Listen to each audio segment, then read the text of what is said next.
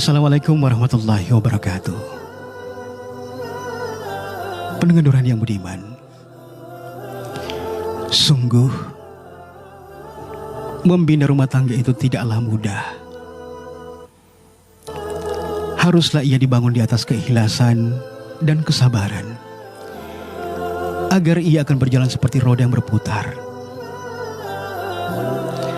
Tetap akan berjalan meski melewati lubang, onak dan duri. Hal inilah yang membuatku menyesali segalanya. Padahal mungkin banyak wanita-wanita di luar sana yang ingin bersuami, namun belum dipertemukan dengan jodohnya. Sementara aku malah menyanyiakan anugerah terindah itu. Pemirsa yang budiman, aku terlahir dari keluarga yang sangat sederhana.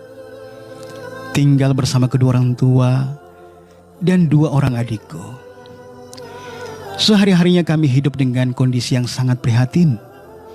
Tidak pernah merasakan hidup yang nyaman dan enak.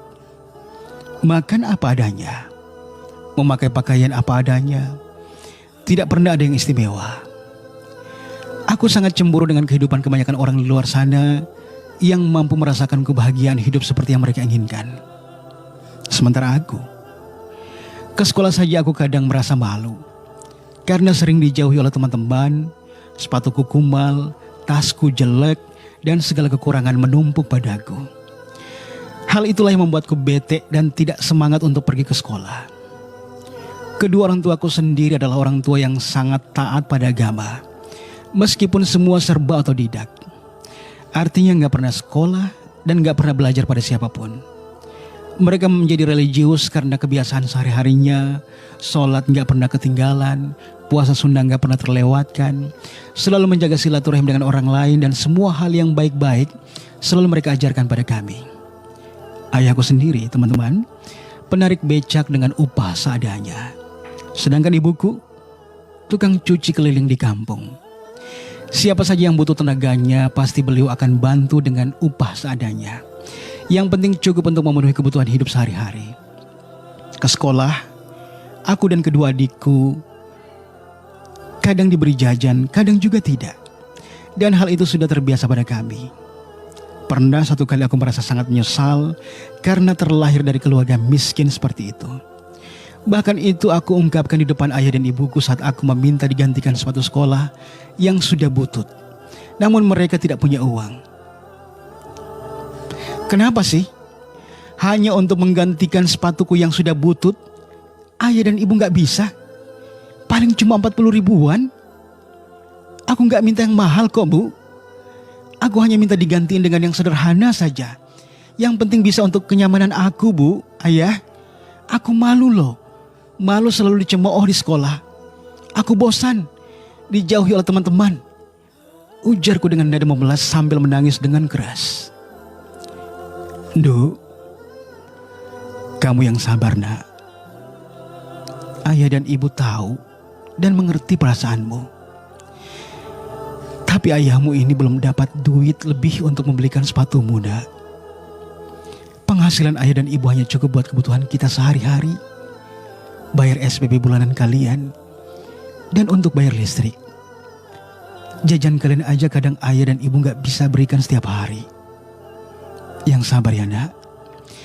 Insya Allah ayah janji, ayah akan berusaha lebih keras lagi bekerjanya supaya dapat duit yang banyak. Jawab ayahku membujuk. Dari dulu begitu terus jawaban ayah. Gak pernah ada realisasinya. Aku bosan hidup susah ya. Aku bosan. Ya Tuhan, mengapa aku dilahirkan dari keluarga miskin ini? Beli sepatu aja gak bisa, ujarku ketus sambil berlalu meninggalkan ayah dan ibuku yang terpaku dengan wajah sedihnya. Pendengaran yang baik, begitulah kondisiku saat itu.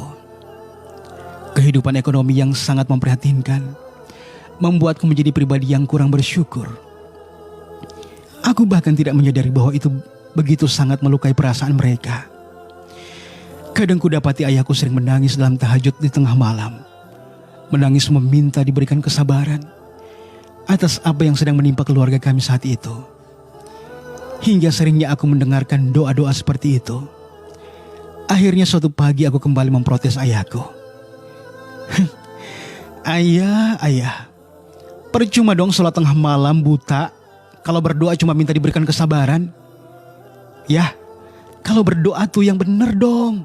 Minta kekayaan kek, minta rumah mewah kek, minta mobil mewah kek, HP mahal kek, dan lain-lain. Udah capek-capek bangun tengah malam, dingin lagi. Begitu berdoa, hanya minta diberikan kesabaran. Kapan datangnya tuh duit? Acuh banget sih orang tua. Ujarku memprotes ayahku. Astagfirullah, istighfar nak. Gak boleh ngomong begitu. Sebagai manusia kita harus bersyukur dengan apa yang telah Allah berikan pada kita. Kita juga kudu harus bersabar menghadapi hidup. Manusia itu tidak akan pernah merasa cukup bila ia jauh dari rasa syukurnya. Begitu juga denganmu, ujar ayahku menasihati. Apa? Kok ayah jadi balik nuduh aku? Kalian sebagai orang tua tuh yang kudu harus lebih giat kerjanya supaya bisa ngebahagiain anak-anaknya. Jangan cuma bisa ngelahirin doang, terus gak dipenuhi kebutuhannya. Coba lihat teman-temanku, semua dipenuhi oleh orang tuanya, gak pernah kekurangan. Gitu namanya orang tua, the best. Gak seperti kalian, merasa cukup dengan kekurangan. Ya Tuhan, tolong bawa aku pada orang tua lain yang kaya ya Allah. Aku pengen beli handphone mahal, tas baru yang keren. Ujarku sambil mencibir ayahku yang tertunduk sedikit di kursinya. Rani, tega banget kau ya. Sudah beruntung ayahmu masih bisa memberikan kita makan. Dia bekerja turun pagi-pagi buta, pulang tengah malam demi memenuhi kebutuhan kita. Tidakkah sedikit kasihan pada ayahmu nak? Kau ini disekolahin yang tinggi supaya bisa menghargai orang tua, malah gak bersyukur. Ujar ibuku tiba-tiba menimpali sambil menangis. Aduh bu, aku ini bicara fakta loh, bukan rekayasa. Lihat aja nanti ya, saat aku sukses, aku gak bakalan sudi tinggal di rumah ini lagi. Kumuh, banyak nyamuknya lagi. Ujarku sambil berlalu meninggalkan mereka. Pemirsa yang baik, memang bila ku ingat saat-saat itu, bila ku ingat-ingat saat ini setelah hidayah itu menyapa aku merasa sangat berdosa sekali dengan sikap angkuhku selama ini. Belum lagi kesalahan-kesalahan lainnya yang setelah aku tumbuh menjadi gadis remaja hingga menikah. Inilah saat-saat di mana aku tidak bisa memaafkan diriku sendiri. Betapa tidak. Setelah aku tumbuh menjadi gadis remaja dan memasuki bangku SMA, alhamdulillah Allah memberiku paras yang ayu, sehingga semua keluarga aku tertutupi oleh parasku. Sehingga semua kekuranganku tertutupi oleh parasku. Kadang banyak orang-orang yang sering tertipu dengan parasku. Dengan melihat wajahku saja mereka tidak pernah menduga bahwa aku adalah gadis miskin yang lahir dari pasangan tukang becak dan buruh cuci. Semasa SMA banyak pemuda-pemuda yang mendekatiku. Dan seperti biasa, aku sangat selektif dalam memilih pasangan. Karena yang menjadi targetku saat itu adalah lelaki-lelaki yang bisa memberikan aku segala hal, khususnya materi. Aku benci dengan kemiskinan. Aku capek dengan kemelaratan. Aku ingin hidup layak dan bisa mendapatkan apa yang aku inginkan. Makanya ketika menyadari bahwa aku memiliki modal paras yang ayu, aku berusaha memanfaatkan itu untuk mencoba mendapatkan apa yang aku inginkan. Bagiku, lelaki jelek tak mengapa, yang penting tajir. Bahkan kala itu aku sempat berpikir bahwa menjadi istri simpanan pun aku mau, selama lelaki itu mampu memberikan apa yang aku mau. Begitulah cara dan gaya hidupku kala itu. Akan tetapi hingga aku menamatkan sekolah di SMA, aku tidak mendapatkan lelaki yang aku impikan. Karena lelaki-lelaki pun ternyata sangat selektif dalam memilih wanita untuk mereka pacari atau mereka nikahi. Hingga suatu hari aku bertemu dengan seorang pemuda gagah dan rupawan. Kuketahui namanya Amru.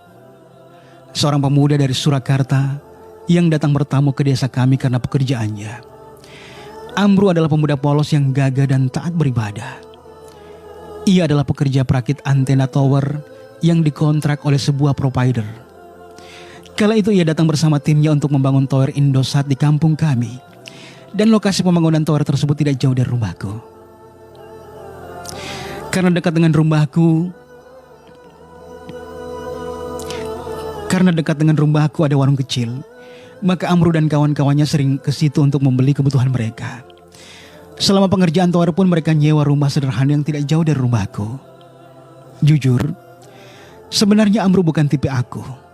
Meskipun wajahnya memikat, tetapi dia bukan lelaki tajir, hanya buruh biasa. Tapi entah mengapa, hatiku sangat terusik.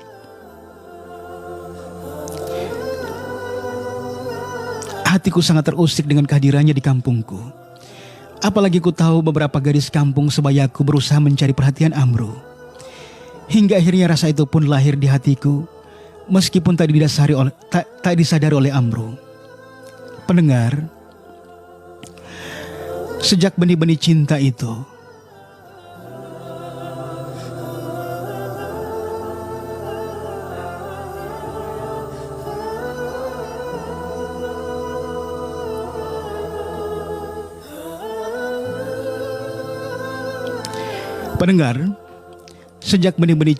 lahir di dalam hatiku, aku mulai tebar pesona padanya. Aku selalu berdandan cantik setiap sore dan duduk-duduk di depan rumahku yang tidak jauh jaraknya dengan kosan Amru dan teman-temannya. Beberapa kali aku lihat Amru juga mencuri-curi pandang padaku. Selain itu, karena aku tahu dia juga lelaki alim, maka setiap waktu sholat tiba, aku selalu ke masjid untuk sholat berjamaah bareng, hanya agar ingin bertemu dengan Amru dan tentunya bisa memikat hatinya. Padahal selama ini kalaupun sholat pasti aku sholat di rumah bersama ibu. Ya Tuhan, cinta ini membutakan mata dan hatiku. Hingga suatu hari saat pengerjaan tower sudah mencapai 70%, akhirnya dengan membuang rasa maluku, aku berusaha mencari tahu nomor handphonenya Amru. Karena sudah hampir 2 bulan mereka berada di kampungku, namun sikapnya sangat dingin padaku. Dan usahaku tidak sia-sia. Setelah mendapat nomor handphonenya, aku pun berusaha mengirimkan pesan-pesan perhatian padanya. Misalnya pesan yang berisi mengingatkan dia untuk sholat, jangan lupa makan, atau sekedar mengingatkan agar jangan terlalu capek. Pokoknya aku selalu berusaha memberikan perhatian padanya. Namun sedikit kesal karena perhatianku selalu dicuekin. Tidak sekalipun dia membalasnya. So jual mahal banget nih cowok. Bikin greget aja. Aku jadi penasaran banget. Ujarku tidak terima dengan perlakuan Amru padaku. Hingga suatu hari aku mengirimkan pesan-pesan istimewa yang menunjukkan bahwa aku care padanya. Assalamualaikum mas, gimana kabarnya hari ini? Udah makan siang? Kalau boleh jujur, sebenarnya aku sangat senang dengan kehadiran Mas Amru di desa kami. Dan berharap bisa dekat dan mengenal lebih jauh dengan Mas Amru.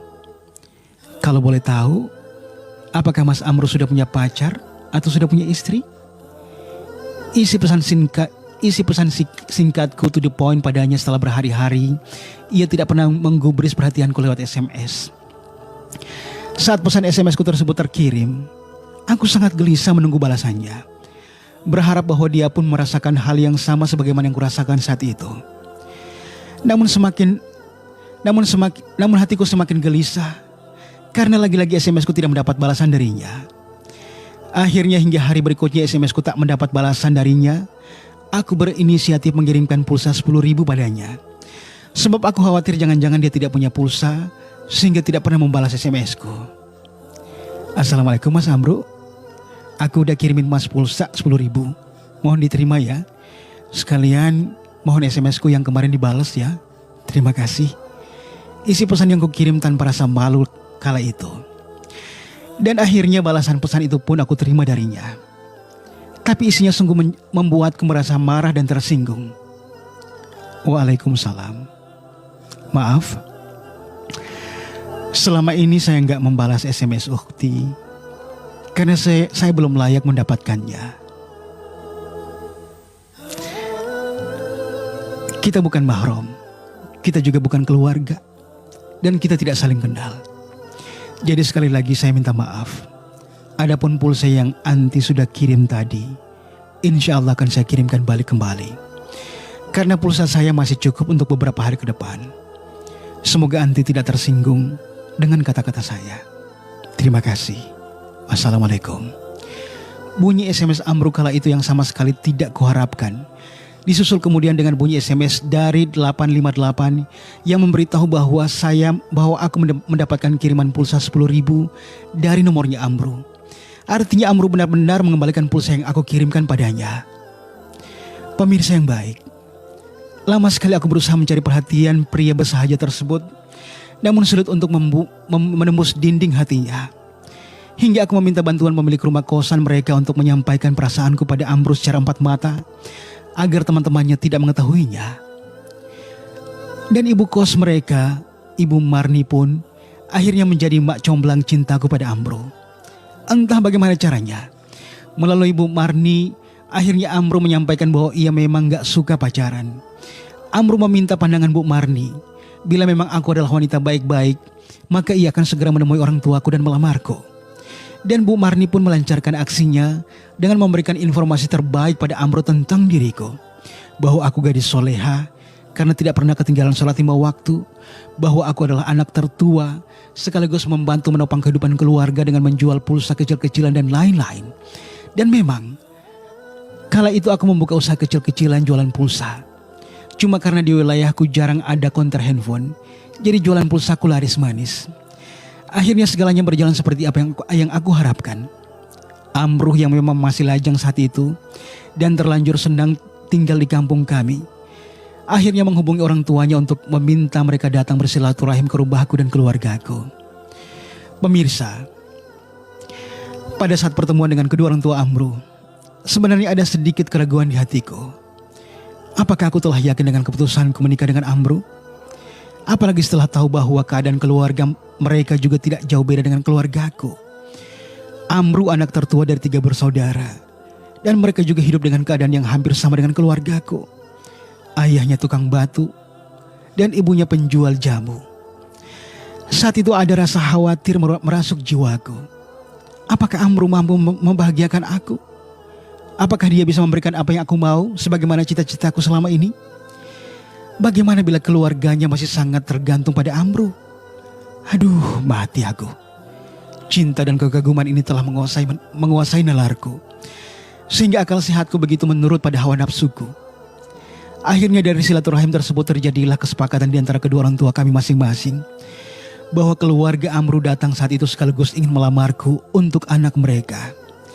Karena jarak rumah yang jauh, sehingga tidak memungkinkan mereka untuk bolak-balik menyiapkan segala sesuatunya. Kedua orang tuaku pun karena memang sudah sangat mengenal Amru dan terlanjur menyukai anak itu, akhirnya menerima lamaran keluarga Amru. Apalagi memang kedua orang tuaku tahu bahwa akulah yang pertama menaruh hati pada lelaki itu. Jujur, kalau dilihat dari susunan kejadian sih sebenarnya semua berjalan seperti yang aku inginkan, teman-teman. Tapi aku mulai ragu. Aku mulai ragu dengan semua ini. Di sisi lain, aku sudah sangat kepincut banget sama pemuda cool ini yang bernama Amru. Jarang-jarang ada pemuda yang sok jual mahal seperti dirinya.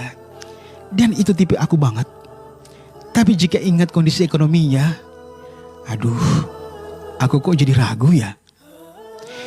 Pemirsa yang baik, waktu kurasakan begitu cepat berlalu. Dan semua juga berjalan begitu cepat. Tidak butuh waktu lama, semua proses pernikahanku dan Amru akhirnya berjalan sesuai dengan harapan semuanya. Kedua orang tuaku sangat senang bisa mendapatkan menantu segaga dan sesoleh Amru. Dan aku sendiri merasa sedikit bahagia setelah resmi menjadi istrinya. Amru tidak hanya gagah, tapi juga sangat penyayang keluarga. Ia memberi perhatian yang luar biasa besar pada keluargaku. Ia juga begitu cepat berbaur dengan adik-adikku. Pokoknya semua yang kubayangkan tentang Amru benar-benar nyata dan tanpa direkayasa. Amru sendiri setiap harinya masih dengan pekerjaannya di bagian pembangunan tower. Namun untuk kali ini memang sudah berpindah ke wilayahnya yang agak sedikit jauh dari kampung, setelah pengerjaan tower di dekat rumahku selesai. Setiap hari sebelum berangkat kerja, Amru menyisihkan waktunya untuk mengolah lahan yang tidak luas di belakang rumah. Di sana Amru menanaminya dengan berbagai sayuran dan tomat. Ia begitu sabar menanganinya sebelum berangkat kerja. Dan sepulang dari kerja, ia juga kadang mengantar atau menjemput cucian ibu bila ibu tidak sempat mencuci di rumah majikannya. Pokoknya keluargaku suka banget pada Mas Amru. Belum lagi ikhtiarnya berdakwah di tengah-tengah keluarga. Ayahku sangat terbantu dengan hadirnya Amru, karena kedua adik lelakiku akhirnya mau bareng-bareng diajak sholat berjamaah di masjid. Kadang kalau udah pulang dari masjid, Amru sering main ke kamar kedua adikku dan kudengar ia sering memberikan wejangan-wejangan seperti tausiah pada mereka. Kadang juga dibantu pekerjaan rumah PR sekolahnya. Pendengar, penghasilan Amru sebenarnya sudah lumayan. Andai aku mau bersyukur. Ternyata pekerjaan manjat-manjat merakit tower itu upahnya lumayan. Gajinya diberikan seminggu sekali setiap hari Sabtu sebesar 1.050.000. Artinya dalam sebulan, Amru digaji dengan upah 4.200.000.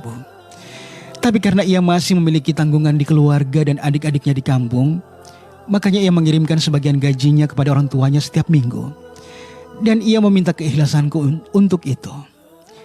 Semula aku biasa-biasa saja, karena memang ku tahu keluarganya di kampung masih dalam tanggungannya. Namun lama-kelamaan hatiku menjadi tidak ikhlas, karena aku pun menginginkan agar kedua orang tuanya Amru harusnya bertanggung jawab pada anak-anaknya. Jangan lagi membebani Amru yang sudah berkeluarga sendiri. Mas, aku mau bicara sesuatu. Boleh? Ujarku suatu malam saat Amru pulang dari masjid usai sholat Isya. Iya, ada apa dek? Ngomong aja. Mas siap denger kok. Ada apa coba? Ujar Amru dengan lembut. Aku mau nanya mas, apakah keluargamu akan selamanya bergantung padamu? Meski kau anak mereka mas, tapi kan harusnya mereka sadar bahwa keadaan saat ini sudah berubah. Mas sudah memiliki istri, dan mas juga harus bertanggung jawab pada kebutuhan keluarga kita mas. Ujarku cemberut lalu membelakanginya. Loh, kok adik jadi bertanya begitu? Bukankah adik tahu kondisi keluarga kakak seperti itu? Penghasilan orang tua kakak hanya cukup untuk hidup sehari-hari dek. Jadi untuk sekolah Hasmar, Rina dan Humairo masih dalam tanggungan kakak. Mereka itu masih kecil-kecil dek. Dan orang tua kakak juga masih sangat butuh peran kakak sebagai kakak mereka. Jawab Amru dengan nadanya yang sangat lembut padaku. Iya mas, aku tahu, aku ngerti kok. Tapi kan kita juga butuh hidup. Apakah mas mau kita selamanya numpang di rumah ayah? Rumah ini sempit mas. Belum lagi kalau aku hamil, melahirkan anak-anak kita, maka tambah sempitlah rumah ini. Mas juga harus berpikir ke masa depan kita dong. Mas tuh kudu harus jelasin ke mereka bahwa mas gak sanggup lagi untuk membiayai kehidupan mereka mas. Ujarku masih dengan muka cemberut. Perlahan Amru memelukku dari belakang karena ingin memujukku yang tengah merajuk. Dek, mas mengerti sekali maksudmu. Tapi, bisa kasih mas waktu untuk itu. Insya Allah kita tidak akan selamanya seperti ini. Karena adik-adiknya mas juga sudah pada sekolah SMP dan SMA. Jadi ntar lagi mereka lulus dan bisa nyari kerja. Kau yang sabar ya, ujar Amru lagi. Awas ya, mas harus janji dengan kata-kata mas barusan. Ujarku. Insya Allah dek, mas janji. Jawab mas Amru. Pemirsa yang baik, alhamdulillah berselang 6 bulan pernikahan kami, Allah menitipkan amanahnya di rahimku, buah cinta dari pernikahan kami. Kulihat Amru sangat bahagia kala itu. Dan itu aku manfaatkan untuk terus membujuknya agar ia fokus memperhatikan aku dan calon anaknya ketimbang keluarganya. Jujur Amru selalu kulihat seperti terbebani di setiap kusampaikan hal itu. Tapi aku sendiri memang ingin agar dia tidak lagi menjadi harapan keluarganya di kampung. Belum lagi akan bertambahnya kebutuhan keluarga kami di sini. Mas, bisakah kau kabari sama ayah dan ibu di kampung bahwa aku sedang hamil dan butuh biaya besar nanti? Ujarku di suatu malam seperti biasa habis sholat Isya. Iya dek, mas sudah sampaikan tadi ke mereka. Ayah dan ibu sangat gembira banget mendengar kabar ini. Tapi Mas belum sampaikan masalah itu, Dek. Mas gak tega menyampaikannya. Apalagi tadi ibu cerita bahwa ayah sudah sepekan gak kerja karena sakit. Jadi Mas gak ngomong apa-apa. Kamu yang sabar ya, jawab Amru masih dengan perangannya yang lembut. Itu terus jawaban Mas. Tahu gak, penghasilan Mas itu kecil. Udah kecil dibagi 2 lagi. Jadinya malah tambah kecil dong. Pokoknya aku gak mau tahu. Kalau Mas gak bisa memenuhi kebutuhanku, maka Mas harus lebih ekstra kerja keras lagi. Bagaimanapun caranya, kalau perlu Mas harus cari pekerjaan tambahan. Ujarku dengan nada agak keras dan cemberut. Iya, Dek. Insya Allah Mas akan coba cari penghasilan tambahan. Semoga dalam waktu dekat ini Mas bisa mendapatkannya. Kau yang sabar ya, jawab Amru memberi pengertian padaku. Pemirsa, suatu hari saat usia kandunganku berusia 8 bulan, aku mendapatkan kabar kalau Amru diminta pimpinannya untuk memasang 4 tower di Jayapura. Mendengar kabar itu aku sangat gembira sekali. Karena biasanya bosnya sudah memberikan DP tinggi untuk gajinya bagi keluarga yang ditinggalkan. Dan itu menjadi momen langka bagiku. Karena rata-rata 1 tower bisa dipasang dalam waktu 2-3 bulan. Dan untuk kerja di daerah Jayapura ada sedikit kenaikan gaji. Yang biasanya 1.050.000 per minggu naik menjadi 1,4 juta per minggunya. Jadi untuk 4 tower itu pastilah sudah banyak duit di depan mataku. Ya, jadilah pada pimpinannya aku minta DP 10 juta sebelum keberangkatan Mas Amru. Mas Amru sendiri merasa tidak nyaman karena DP yang kuminta melebihi ketentuan perusahaan. Tapi karena memang perusahaan tahu kondisiku yang sedang hamil tua, maka mereka mengabulkan permintaanku. Ya Tuhan, kini uang 10 juta ada di tanganku sekarang. Aku senang banget. Dek, mengapa kau minta DP sebesar itu? Kau telah berhutang atas tenaga Mas yang belum tentu fit setiap hari. Kau tahu, dengan begitu kau telah menggadaikan Mas pada perusahaan. Dan Mas mau gak mau harus kerja. Lalu bagaimana bila kau melahirkan? Dan Mas gak bisa menemani karena sudah ada hutang yang harus Mas lunasi dengan tenaga Mas. Ujar Amru di suatu sore. Aduh Mas, gak usah ribet deh. Jangan pusingin masalah itu. Mas pikirkan aja tuh kerjaan. Doakan agar aku sehat dan melahirkan dengan selamat. Mas gak usah pikirkan apapun, oke? Jaga kesehatanmu agar kuat dalam bekerja. Tahu gak Mas, aku senang banget loh. Makasih ya, udah jadi suami yang bertanggung jawab padaku. Tahu gak, yang membuatku tambah senang lagi kata Pak Pramono pimpinanmu. Kalau proyek di Jayapura selesai, langsung ada proyek lanjutan di Bandung dan di NTT.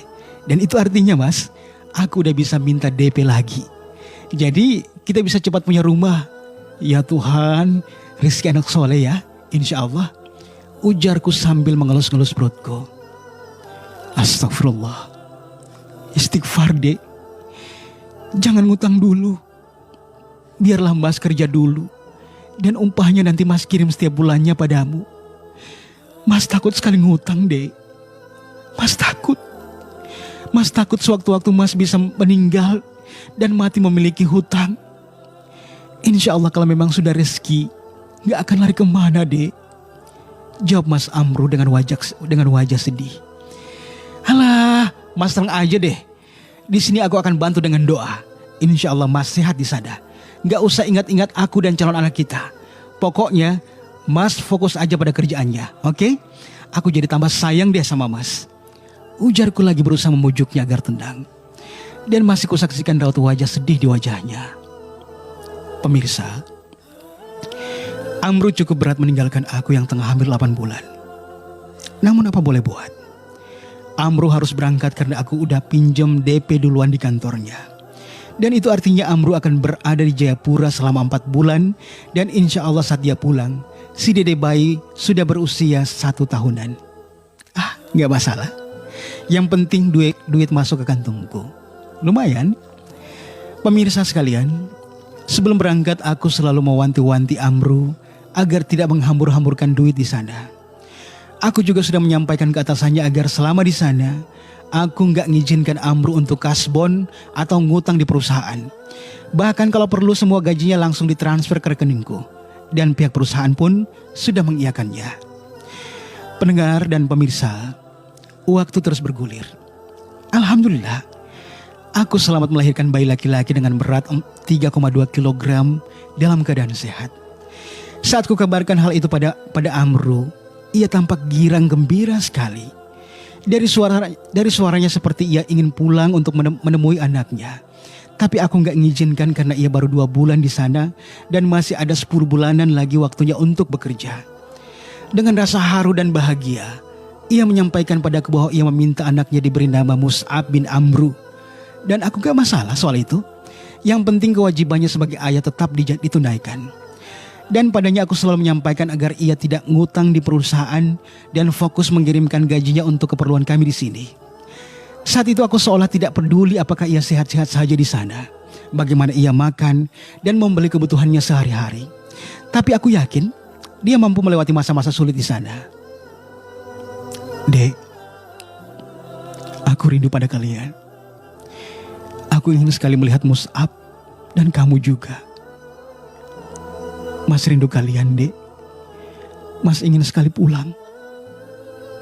Ujar Amru di seberang dengan sambungan handphone. Aduh Mas, pulang itu gampang. Insya Allah kami di sini sehat-sehat saja Mas. Anakmu juga insya Allah akan kujaga dengan baik-baik, bahkan sebaik-baiknya. Yang penting kau sebagai ayahnya haruslah sungguh-sungguh bekerja. Apapun yang terjadi, tetaplah di sana. Sekarang Mas, tanggung jawabnya sudah bertambah berat saat ini. Alhamdulillah aku juga masih tetap ngirimin uang ke adik-adikmu di kampung. Ujarku membesarkan hatinya agar ia tetap tegar di sana dan bisa menahan kerinduannya. Jujur semenjak Amru ke Jayapura, aku hanya mengirimkan uang 250.000 setiap bulannya ke adik-adiknya. Bagiku itu sudah sangat cukup daripada enggak sama sekali. Iya Dek, jangan lupa segera kau akikah si Mus'ab ya. Karena itu tanggung jawabku sebagai abinya. Aku akan sangat merindukan kalian. Terima kasih sudah menjaga adik-adikku. Ujar Amru dari balik telepon dengan penuh haru. Iya Mas, tapi jangan sering-sering nelpon dong. Nanti hatimu terusik dengan kerinduanmu pada kami. Kalau Mas nelpon terus nanti aku ganti nomor Kalau Mas nelpon terus, nanti aku ganti nomor handphoneku. Udah, aku mau istirahat. Assalamualaikum. Jawabku lalu memutuskan sambungan telepon. Pemirsa yang baik, perjalanan waktu terus bergulir bersama ketetapan ilahi. Dan tanpa terasa, hampir 8 bulanan Amru tidak bersama kami. Sementara si kecil Mus'ab juga sudah berumur 6 bulanan dan tumbuh dengan sehat serta sangat lucu. Setiap bulan juga gajinya Amru selalu masuk ke rekeningku. Lumayan buat beli rumah. Alhamdulillah kalau proyeknya lancar begini, aku bisa cepat-cepat beli rumah untuk keluarga kami. Aku bosan tinggal di rumah sempit seperti ini. Alhamdulillah aku juga bisa mengganti handphoneku dengan handphone yang bagus dan bermerek. Impian yang aku pendam selama ini perlahan-lahan mulai tercapai. Hingga suatu malam, Amru menelponku mengabarkan kalau ia sedang sakit. Dek, bagaimana kabarmu dan si kecil? Sehat? Mas lagi sakit di sini. Tapi tadi udah dari dokter. Ujarnya dari seberang. Oh, semoga cepat sembuh ya. Tapi kalau sakit begitu, gajimu gak dipotong kan oleh perusahaan? Tanyaku. Tanyaku tak peduli dengan sakitnya. Mas gak tahu Dek. Mungkin ada potongan. Oh ya, kau dan si kecil, gimana kabar kalian? Tanyanya perlahan dari seberang. Apa? Dipotong?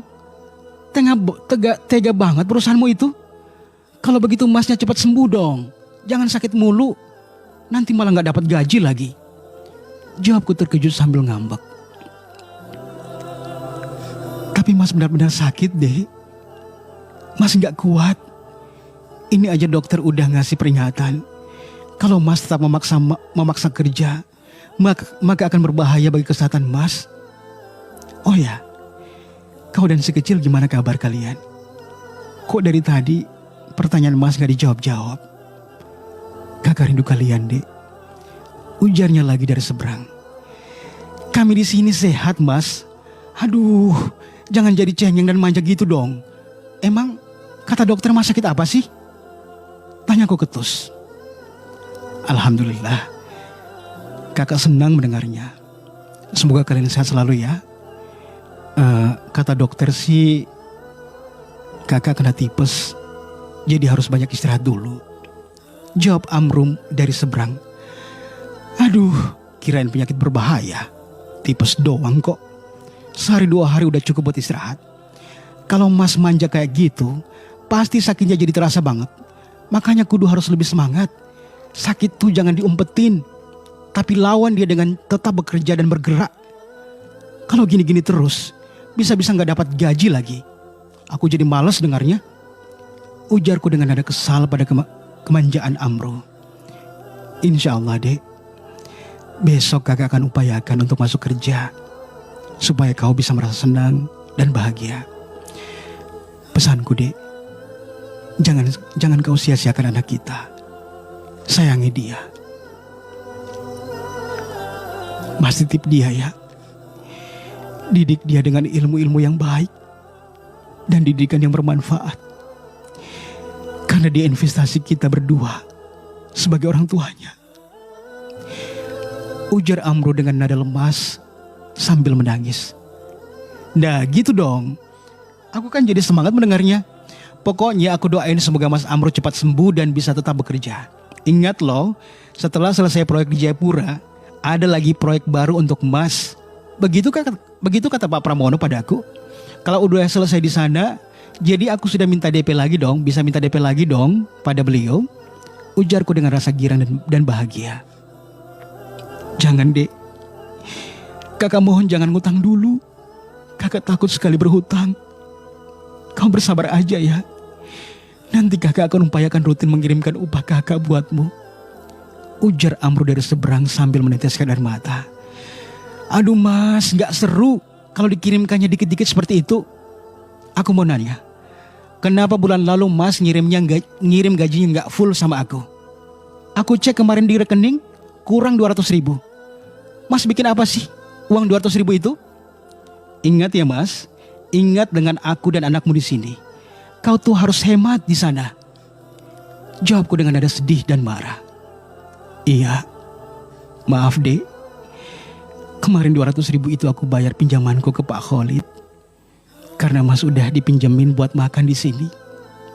Jawab Amro menjelaskan. Apa? Ngutang buat makan? Jadi Mas makan-makan enak di sana? Asal Mas tahu ya, di sini aku dan anakmu sangat hemat sekali. Di sana Mas malah menghambur-hamburkan uang gitu. Ujarku ketus penuh kekesalan. Astagfirullah. Kenapa kamu nuduh Mas begitu? Toh selama 8 bulan Mas kerja di sini, hanya 200.000 Dek yang Mas pakai buat makan. Di sini perusahaan hanya menanggung 2 kali makan, Dek. Makanya kalau malam tiba Mas lapar, biasanya Mas nyari makan murahan di luar atau mie instan. Maaf ya. Ujar Amro meminta maaf. Iya, untuk kali ini aku maafkan. Tapi lain kali jangan diulangi lagi. Ya udah, aku capek, mau tidur. Assalamualaikum. Ujarku ketus, lalu memutuskan sambungan telepon. Pemirsa yang beriman, malam itu karena kecapean, akhirnya aku ketiduran sebelum sholat Isya. Hingga tengah malam akhirnya aku terbangun dari tidurku dan buru-buru mengerjakan sholat Isya. Setelah itu, aku bergegas mengganti popoknya si kecil Mus'ab, lalu memeriksa handphoneku. Jangan-jangan ada pesan atau telepon masuk. Dan benar saja, aku mendapat 2 SMS masuk dari nomornya Amro. Assalamualaikum Dinda dan pangeran kecilku. Semoga malam ini, semoga mimpi indah ya. Abi di sini merindukan kalian. Kerinduan ini begitu besar, sehingga kadang membuat Abi merasa sesat. Bila menahan rasa itu, Abi berharap waktu cepat berlalu sehingga Abi bisa segera pulang menemui kalian. Di sini Abi baik-baik saja. Dan untukmu istriku tersayang, aku mencintaimu karena Allah, Dinda. Jaga kesehatanmu. Jangan memporsir tenaga. Jaga si kecil dengan baik. Penuhi gizinya. Didik ia dengan cinta dan kasih sayang. Karena ia adalah amanah buat kita. Kelak bila ia besar nanti, semoga menjadi anak yang soleh dan taat pada kita sebagai orang tuanya. Dan selalu melindungi umminya. Suatu saat kalau Abi meninggal, pastilah Abi akan pergi dengan bahagia. Bila kalian tetap dalam penjagaan Allah dan dalam bimbingannya, semoga kita akan selamanya bersama di dunia dan di akhirat. Amin. Suamimu, Amru. Isi SMS panjangnya Amru. Ada-ada aja nih. Udah malam, bukannya istirahat. Malah nyempetin ngirim SMS panjang begini. Pemirsa yang beriman, pagi harinya aku dikagetkan dengan panggilan telepon dari kantor yang menyampaikan bahwa hari ini Amru akan dipulangkan karena sakitnya semakin parah. Aku sedikit tidak percaya dengan kabar itu. Tetapi karena memang benar nomor yang menelpon itu adalah nomor kantornya Amru, makanya aku percaya. Ya Tuhan, akhirnya yang aku takutkan datang juga. Kalau udah gak kerja begini, bisa dapat duit dari mana? Mas Amru, kesel aku. Pemirsa, siang itu pukul 12 tepat aku dikabarkan lagi bahwa Amru langsung dirujuk ke rumah sakit di daerahku. Karena masih sibuk dengan si kecil, jadinya aku langsung berangkat. Namun di saat-saat sedang mempersiapkan segala sesuatunya untuk menengok Mas Amru ke rumah sakit, tiba-tiba Pak Pramono menelponku langsung dari nomornya, menyampaikan rasa bela sungkawa karena Amru tidak bisa bertahan dengan sakitnya dan meninggal di rumah sakit 10 menit setelah masuk ke ruangan ICU. Saat itu barulah aku merasa sangat kaget dan tidak percaya. Separah itukah sakitnya Amru sehingga ia harus meninggal secepat ini? Ya Allah, ini gak mungkin. Ini pasti berita bohong. Aku menangis jadi-jadinya kala itu. Aku masih belum bisa percaya kalau Amru suamiku telah dipanggil oleh Allah menghadapnya sebelum ia kembali ke rumah dan melihat putra kecilnya yang begitu dirinduinya. Dengan buru-buru aku langsung beranjak ke rumah sakit di mana jenazahnya Amru berada di sana. Dan benar saja, beberapa orang teman kantornya sudah berada di rumah sakit, termasuk mertuaku dan adik-adiknya Amru. Dengan berlinang air mata aku langsung bergegas menuju ke ruangannya di mana jenazah suamiku berada. Ya Allah, aku tidak percaya. Aku tidak percaya melihat tubuh yang terbaring kaku itu begitu sangat kurus sekali. Wajahnya pucat dan bibirnya begitu kering. Aku bahkan nyaris tidak mengenalnya saking kurusnya Mas Amru. Ya Robbi, aku benar-benar sangat berdosa pada suamiku. Ampuni aku ya Allah. Ampuni aku. Aku sangat berdosa padanya. Mas Amru, bangun Mas. Jangan tinggalkan aku dan anak kita. Maafkan aku Mas Amru. Maafkan aku. Bangun Mas, aku janji akan menjadi istri yang baik buatmu. Aku janji akan merawatmu Mas. Bangun Mas Amru, bangun. Lihatlah anak kita sedang lucu-lucunya Mas. Ia ingin sekali bertemu denganmu Mas. Ia belum pernah melihatmu. Bangun Mas Amru, bangun. Maafkan aku Mas. Aku istri yang durhaka pada suamiku sendiri. Maafkan aku Mas, maafkan. Ujarku dengan kepiluan yang baru kali ini kurasakan. Kurasakan kesedihan yang mendalam atas kondisi suamiku. Aku adalah istri egois. Aku istri tidak berbudi. Maafkan aku Mas. Maafkan aku. Pendengar Nuran yang baik, sore harinya jenazah Mas Amru dibawa ke rumah orang tuanya. Dan aku pun ikut menyertainya. Di sepanjang jalan Pak Khalid, katanya istri dan keluarganya di kampung butuh duit. Jadi dia harus hemat. Pak Khalid juga dengan berderai air mata menceritakan bahwa beberapa kali beliau mengajak Amru untuk makan di luar. Namun tak disangkanya bahwa traktiran itu dibayar olehnya karena ia tidak mau berhutang pada orang lain. Karena ia juga tahu bahwa Pak Khalid memiliki anak dan istri di kampungnya.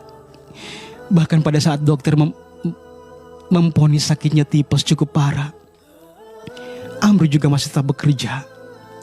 Ujar Pak Khalid menjelaskan, "Sungguh sabar dan tabahnya suamimu." Ujar Pak Khalid padaku sambil sesekali meneteskan air matanya menatapi tubuh kaku dan kurusnya Mas Amru. "Ya Robbi, aku yang berdosa. Aku yang berdosa mengapa suamiku yang kau panggil ya Rob. Hukum aku atas kesalahanku ini ya Rob. Hukum aku. Aku wanita tak berbudi." Pemirsa, inilah penyesalanku yang masih kurasakan saat ini. Karena keegoisan dan ketamakanku, aku mengorbankan orang yang begitu baik dan begitu mencintai aku dan keluargaku. Sungguh aku sangat menyesal sekali. Dan hingga hari ini, rasa sesal itu masih menyeruak di dadaku. Aku hanya bisa berjanji pada diriku sendiri akan menjaga dan merawat amanahnya, buah cinta kami berdua. Mas, aku berjanji akan memenuhi semua pesan dan wasiatmu untuk memberikan perhatian dan pendidikan terbaik bagi Mus'ab, putra sematawayang kami. Mas Amru, maafkan aku Mas. Aku menyesal. Sungguh, aku menyesal sekali. Aku selalu berdoa semoga Allah mengampuni aku dan mengampunimu Mas, serta memberimu tempat paling layak di sisinya. Amin.